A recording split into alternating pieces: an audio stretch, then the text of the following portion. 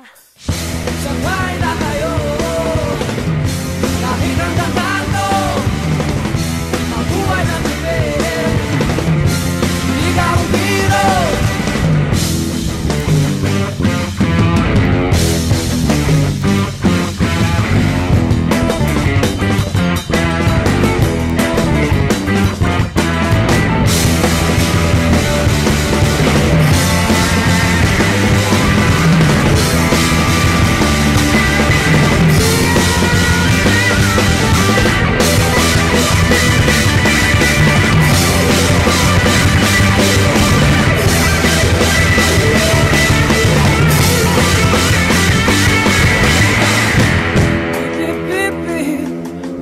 Oras na ng relyebo, ng pipi-pipi, naghihintay ng pamilya ko.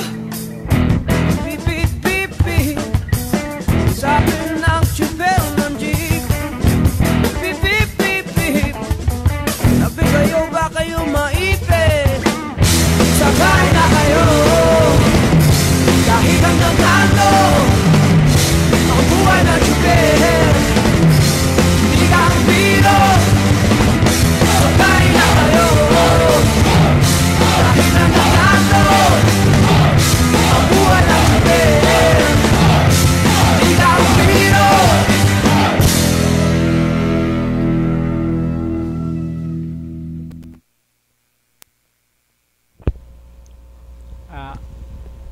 Magandang hapon po muli sa inyo. Ito po si Kaipi Gisadyo at ang kasama ko si Yuli.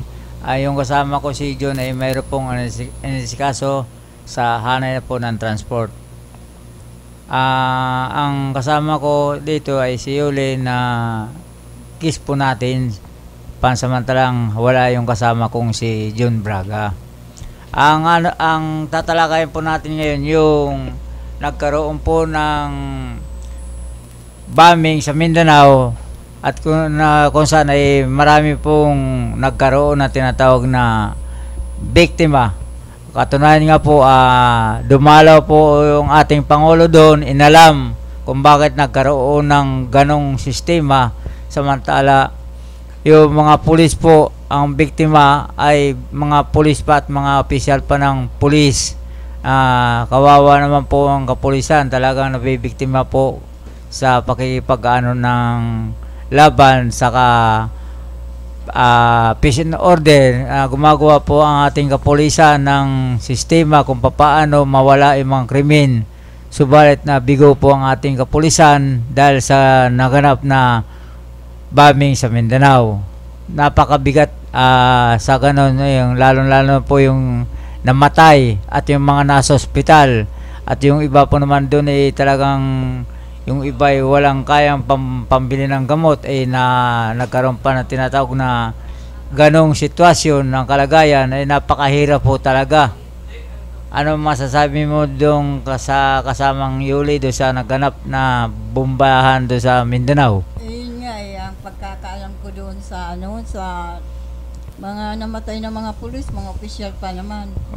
Opo. Parang kumbaga sa plinano na ata yun. Hindi alam ng mga kapulisan natin kung nakaganunin sila.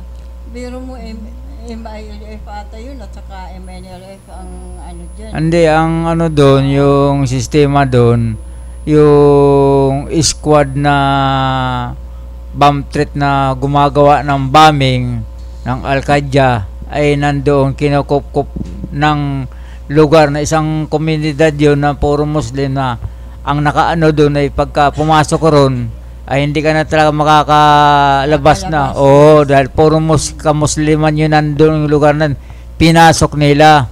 Yun nga po, sinawing palad sila sa mga ganong sitwasyon dahil kumbaga hindi nila kabaro o yung ibang doon, kaya kabaro man, bagat yun ay sindikatong, malaking sindikato po ang nangyari doon. Kasi 6 na milyon ang nung taong hinahanap nila ay doon na napag-alaman, doon nagtatago. Ngayon kukunin na nila, subalit hinarang. Ang nangyari doon ay talagang pinasabog yung ano nila. Milyon ata ang patong sa ulo ng hinahanap ng Oo, tao, di bawat ba? isa. Oo, yun. Ay dalawa yun nandun, di 12 million. Oo, Yun ang naku. ano dun. Yung kaya naman pala nagsigasig. Pero Nagsiga. hindi nila alam, yun na palang huling ano nila.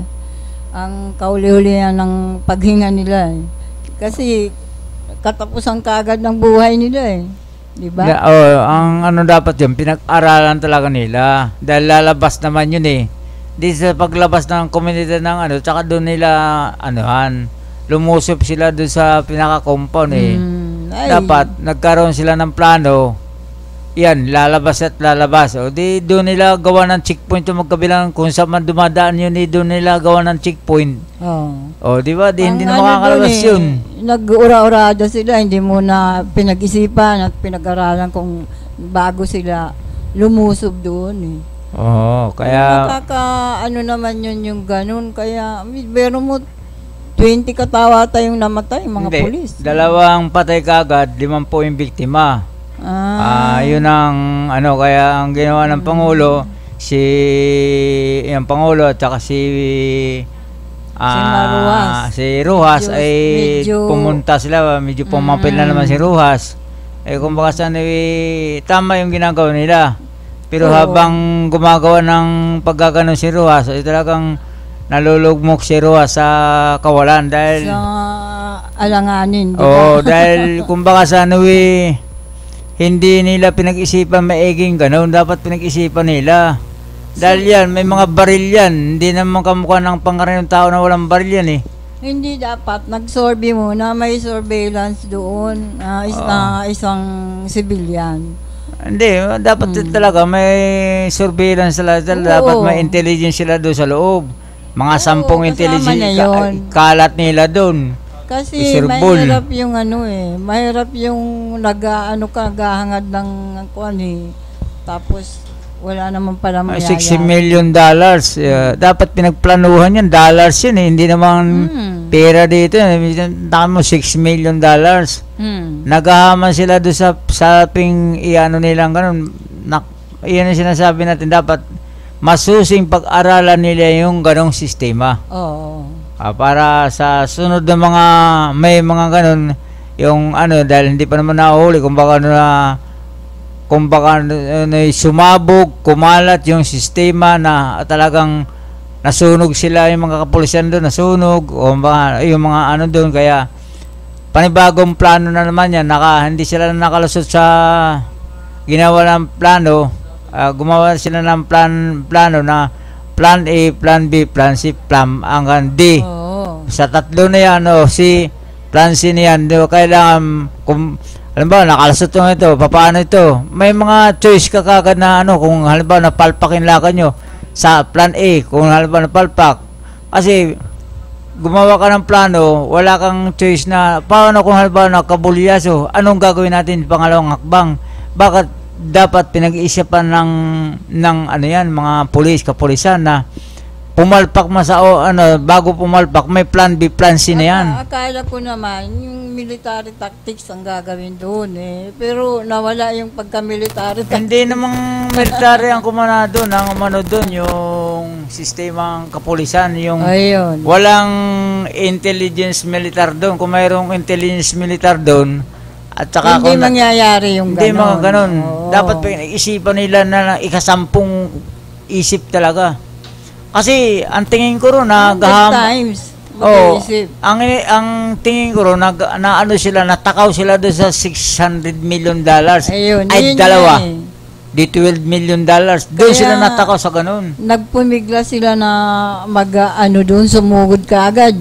Dapat pinaplano yan. May mga skit, halimbawa, May paglabas. mga skits, Oo, yes. ganito, pumalpak, anong gagawin na? Patay na.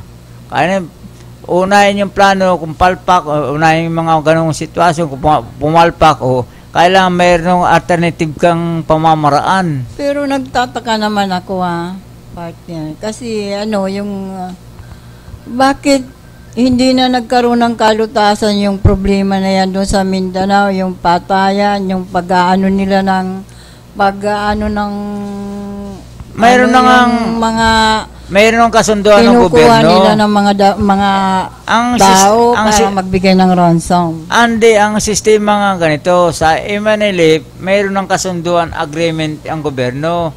Yung ibang mambabatas, palibasa yung mga taga Manila, hindi nila alam ang laban do sa Kamindanawan, puro sila batikos. Tingnan mo na, pag-aralan mo na. Ay nagkakandamatay ng mga tao sa Mindanao, hindi naman ang laban doon ni kainan, kundi ang laban doon patayan, baril sa baril. Ayun.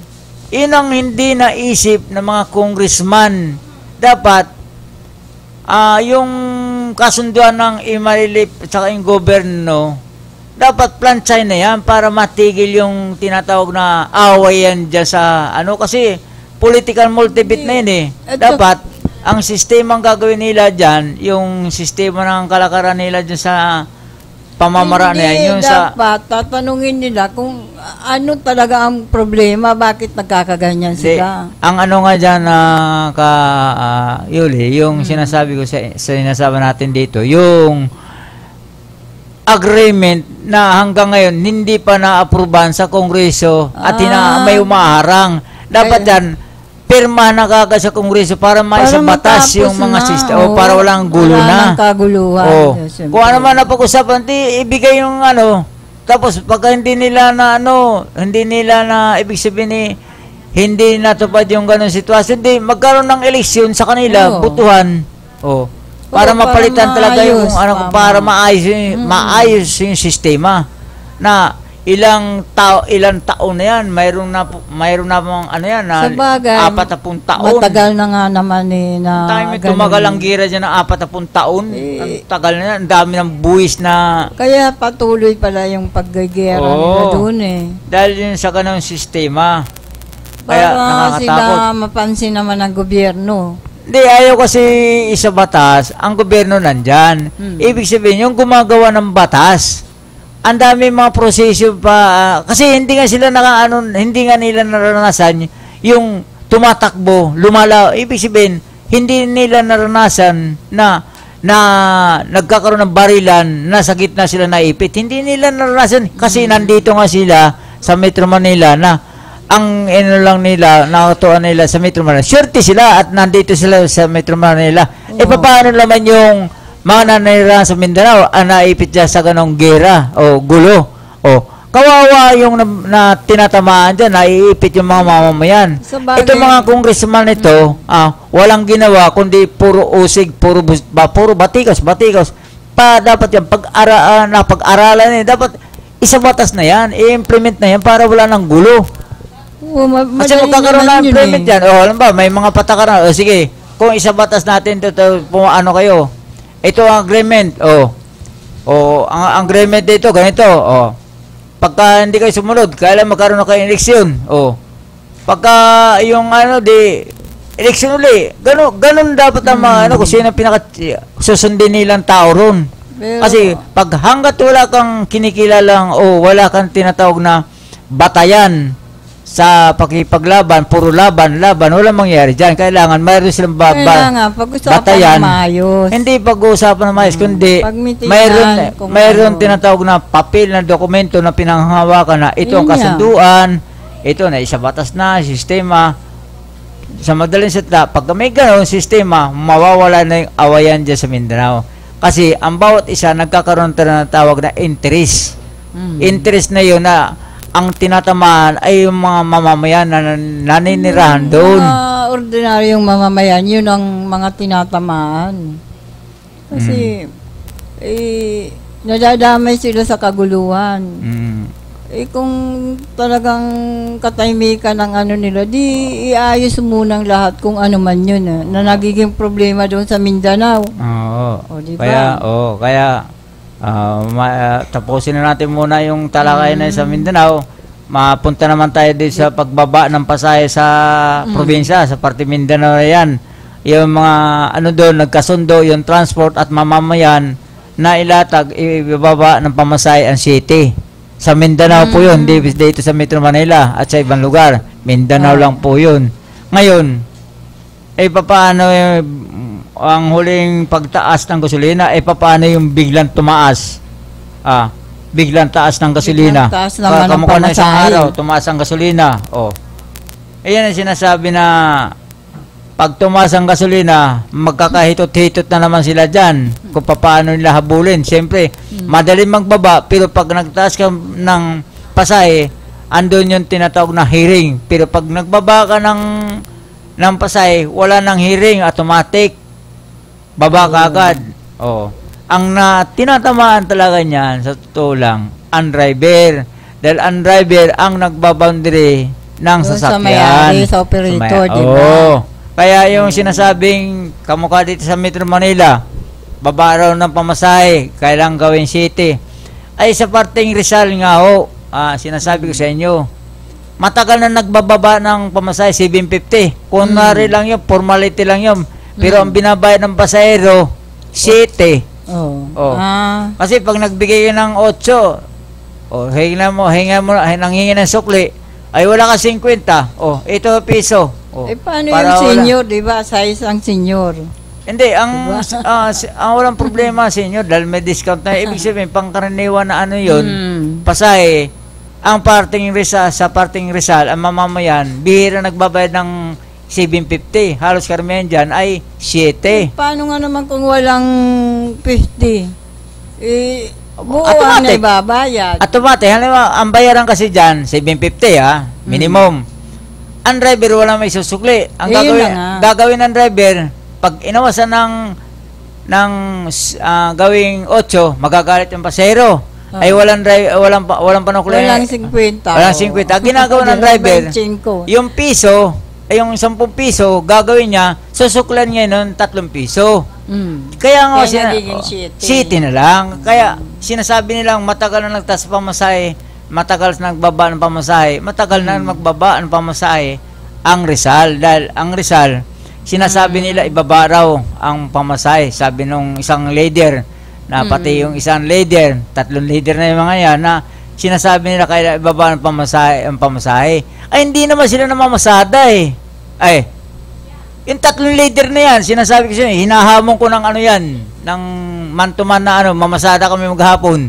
Tingnan namin kung sino tatagal. Hindi naman namamasada yung mga leader na yun Puro bunganga lang yun Ang problema sa hanay ng transport talagang yung hanay ng transport nandyan. Pagka mag-iingay lang sila kapag tinatawag na may problema. Pag wala ng problema, wala nga ingay. Dapat magkaroon talaga sa ngayon ng kinatawa ng hanay ng transport sa Senado na i-recognize ang isang organization o samahan sa kanila kung ano man maging usapin sa ganung talakayan sa lahat ng hanay na sa kalakaran ng transport tungkol sa mga usapin sa pamasahe o ano pa basta transport, dapat may kumakatawan dyan kakausap doon sa senador na bilang isang leader ng transport. Yun na lang dapat ang i-recognize kung sino man mapipili ng senador o ng senado na kakatawan doon sa hanay ng transport. Kasi sa ngayon, sa tagal-tagal na ng panahon, walang kumakatawan sa hanay ng transport. Yung mga leader na hindi naman kumakatawan sa hanay ng transport. Hindi ba nangangalampag na yung mga leaders ng transport? Ibig sabihin nga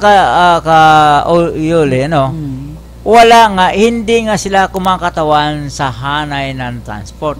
Ang ibig sabihin, kailangan ang kumakatawan ng isang hanay ng transport, recognize sa gobyerno, sa Senado, sa Kongreso, para anumang usapin sa hanay ng transport, yung recognize na isang leader sector ng transport, siya ang makikipag-usap, siya ang makipag-negotiation sa Senado, sa Kongreso, kung may isa sa batas na tungkol sa hanay ng transport, yung kumakatawan na yun ang makipag-usap na leader sa Kongreso at sa Senado. Sa ngayon, wala walang kumakatawan. Tama yun. Puro na silang nga. Kaya kung ano mang sabi ng sunod na sunod. Pagka may hanggang bunganga, reklamo, hindi ganon. Ang sinasabi ko sa kanila sa ngayon, kailangan magkaroon ng isang organisadong hanay ng transport na leader na nasyonal, nakakatawan sa hanay ng transport kapag dating sa mayroong usapin sa hanay ng transport, kailangan mayroong recognize na isang kumakatawan na leader ng transport.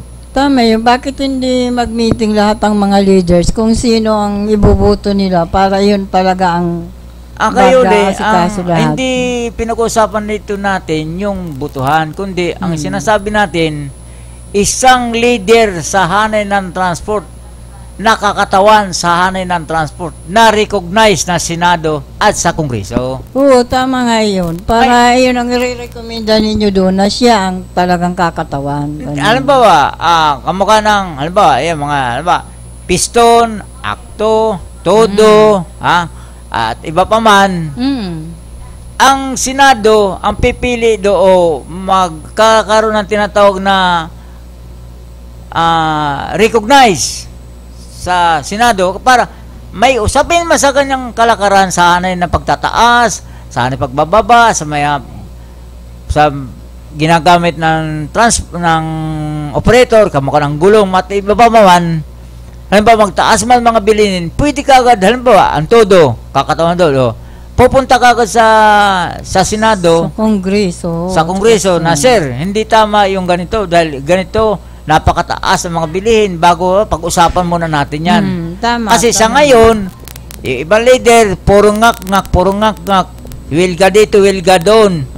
Hindi ka papakinggan ng gobyerno dyan, dahil nakikita ng gobyerno, na walang pagkakaisa ang hanay ng transport. Kaya kahit anong gawin nila dyan, hindi man na magaganap yung sinasabi nilang tigil pasada, wala na yan. Dahil ang hanay ng transport ngayon, sabog. Tigil pasada, pero yung iba namamasada. Kaya nga sinasabi, ini-estimate ng gobyerno na wala nang kakayahan ang hanay ng transport na magtigil pasada at nakikita ng gobyerno na sabog nga. Kaya kahit anong hiling ng leader ng piston, akto, pasa Mazda, hindi nila sila papansinin dahil alam ng Senado alam ng gobyerno na sila maingay lang. Wala talaga silang dinadala. Kahit anong ingay dyan, kung hindi naman sila papansinin ng... Kaya nga hindi kahit nga... Walang mangyayari. Kaya nga kayo kahit anong ngawa nga nila, dahil hindi naman sila recognize sa gobyerno, ang ganito ang katuwiran ng gobyerno, sige, magngawa kayo, sino ba mamamaos? Mag-will ka kayo, sino ba maano dyan? Kakasuhan pa namin kayo. Ganun yun. Ang gobyerno, kapag nagtigil pasada ka, kakasuhan ka agad yan.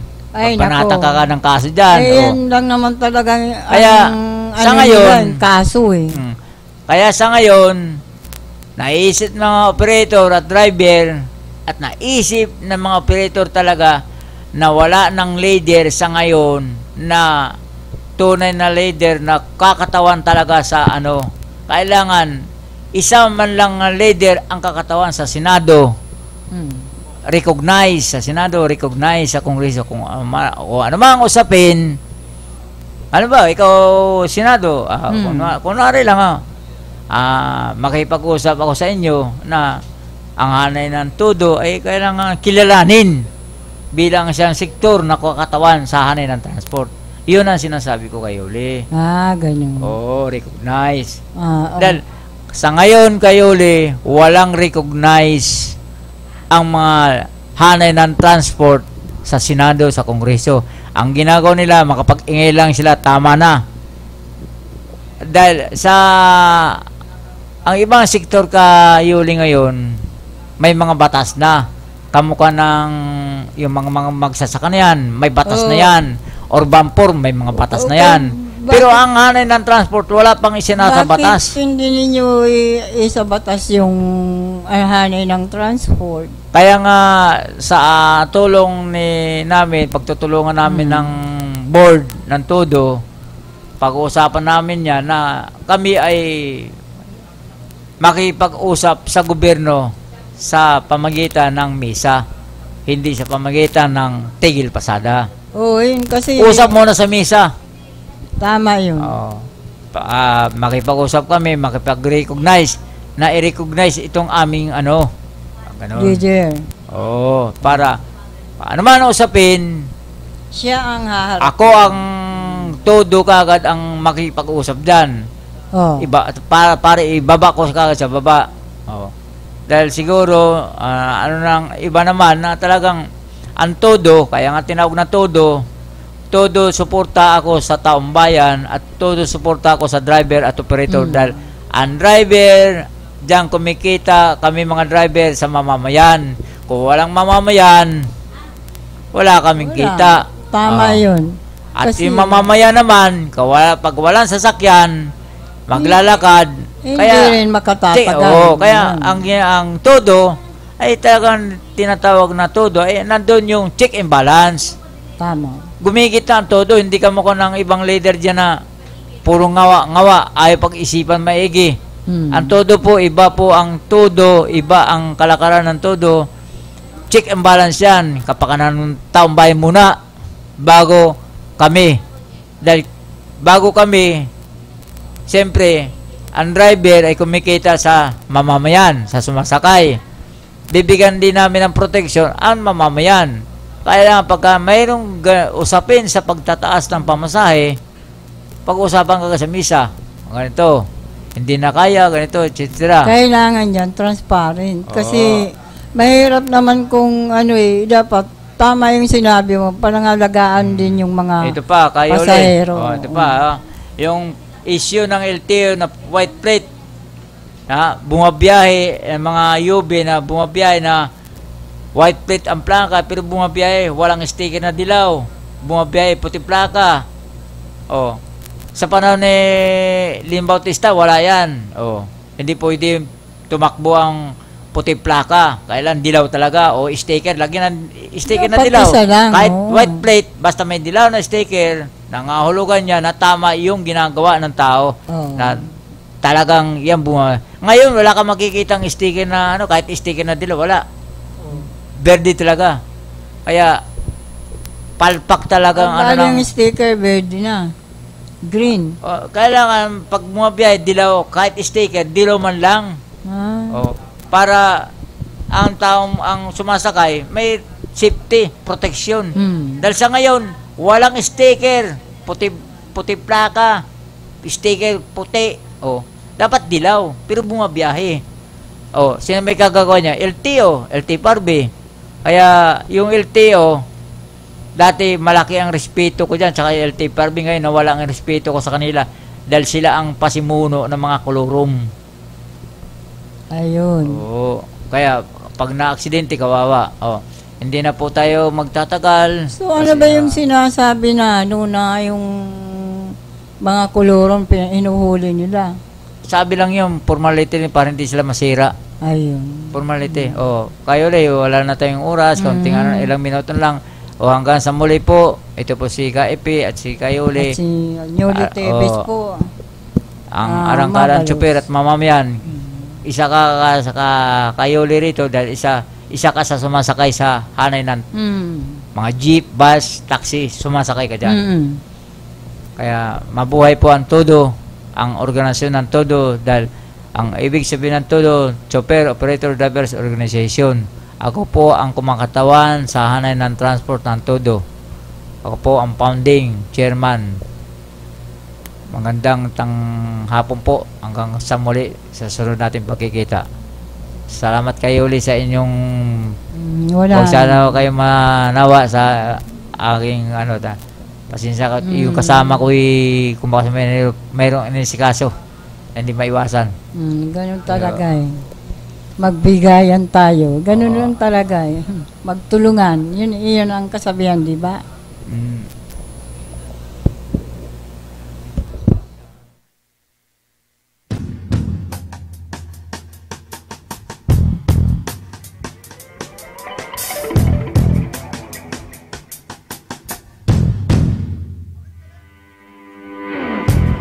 Beep, beep, beep, beep. Sabi ng tsuper ng jeep. Beep, beep, beep, beep. Sabi kayo ba kayo maipe? Sabay na kayo. Kahit ang tanda ko, ang buhay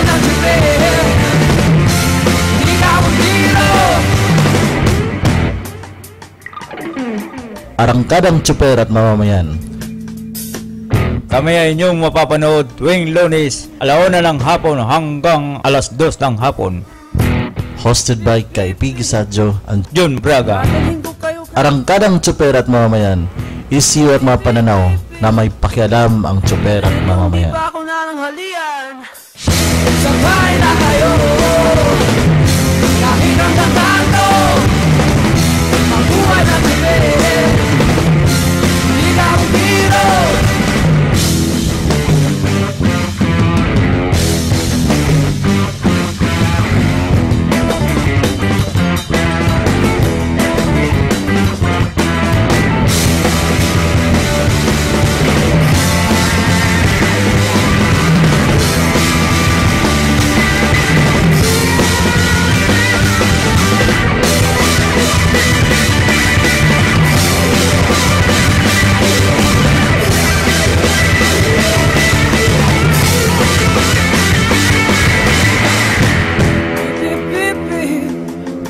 Oras na ng relyebo. Bip bip bip bip. Naghihintay ng pamilya ko. Bip bip bip bip.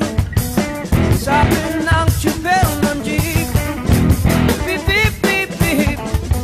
Sabi kayo ba kayo maipit?